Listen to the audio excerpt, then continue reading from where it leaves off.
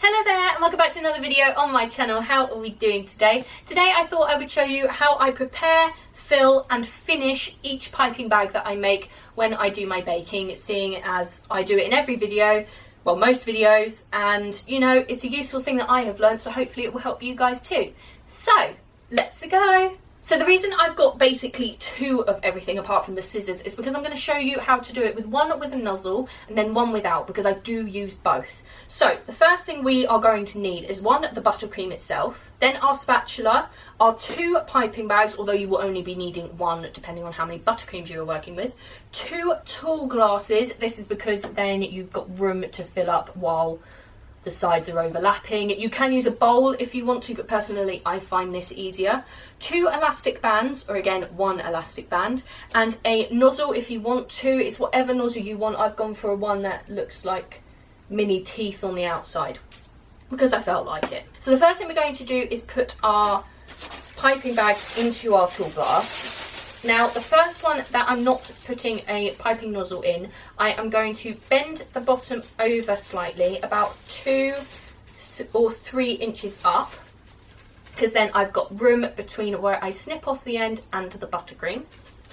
Open that up, place that into my tall glass when it decides to work. There we are. And then we just, when it gets off my hand, wrap the edges around the tall glass. We then use the elastic band and place that around the edges of our tall glass and the edges of the piping bag that are wrapped outside the tall glass. So then for our second piping bag, I am going to move some stuff over. I'm going to open my piping bag up,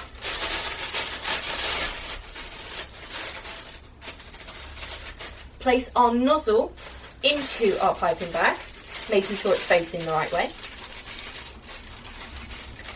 and then work out roughly where it ends. So I'm going to push that up about 1 inch,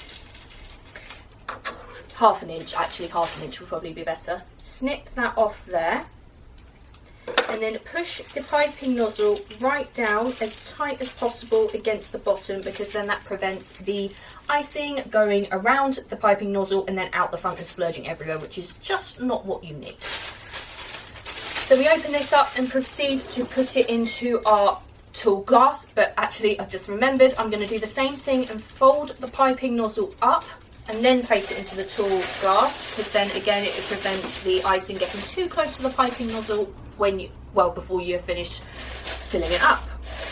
So that's wrapped around there, and then using our elastic band again, we're just going to wrap that around. So then with some buttercream that I prepared earlier, this was literally 70 grams of butter softened, I like to use lactofree butter, and 140 grams of icing sugar sifted, mixed together until it is a lovely pale, very light colour. So then I'm going to split this between my two piping bags.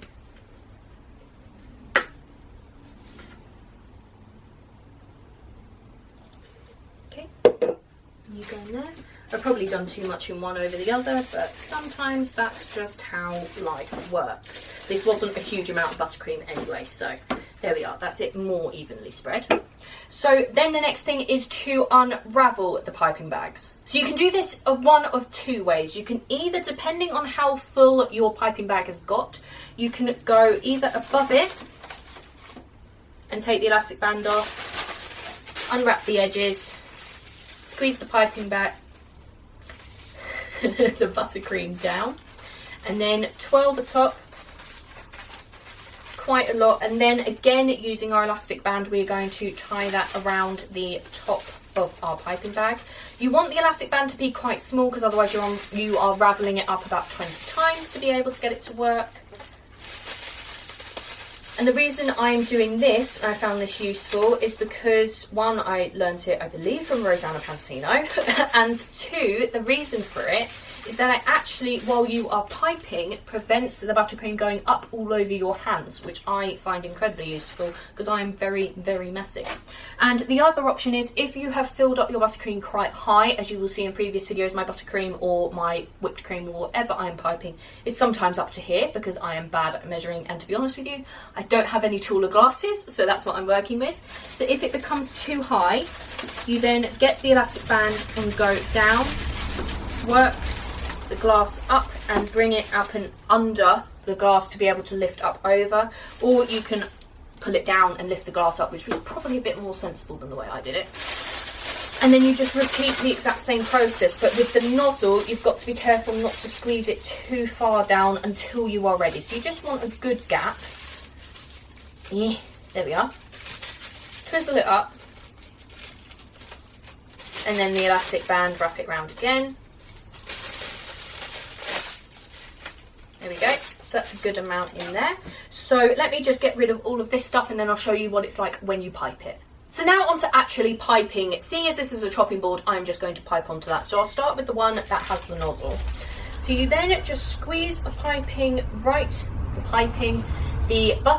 or whatever you're piping right the way down, being nice and slow with it so you can keep an eye on when it's coming out of the nozzle, which is about there.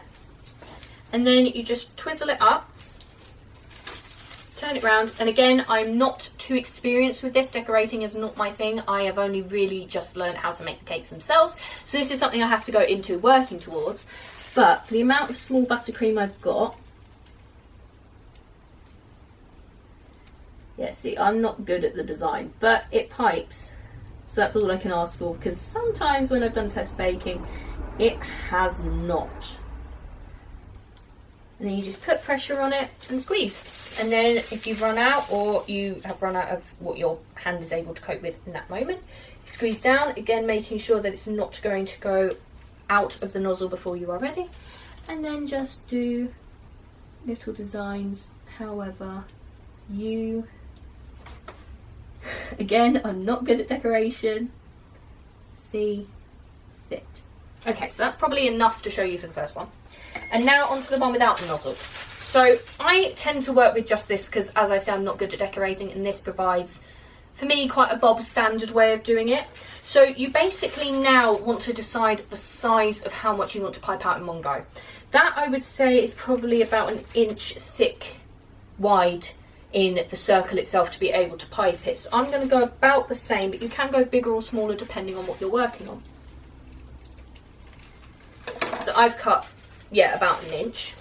So again, you just want to squeeze it down, again, being careful not to let it just come out the bottom. Actually, I think I've gone a bit bigger, but that's okay. Okay, so that's about ready. So twizzle, and then just work your magic.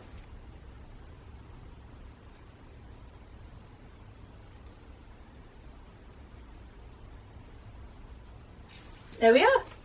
So not the best designs in the world, but they are something. So that is it. Let me just clear stuff away and then I will see you after that. So there we go, that's how I prepare my piping bags. You can do this or you don't have to. If you have your own method, I highly recommend you continue with what you feel comfortable. I have just found this the most useful for myself, and that's why I have shown it to you, because, well, if I find it useful, again, you guys might find it useful. So that is it. I hope you have enjoyed this video. Don't forget to check out all the links in the description, as I love them all and wouldn't put them there if I didn't, including the recipe for this buttercream, seeing it as I made it, and all of the links to the equipment you will need to be able to do these piping bags. And finally, don't forget to like, leave a nice comment and subscribe if you want to see more, and I will see you next time. Bye!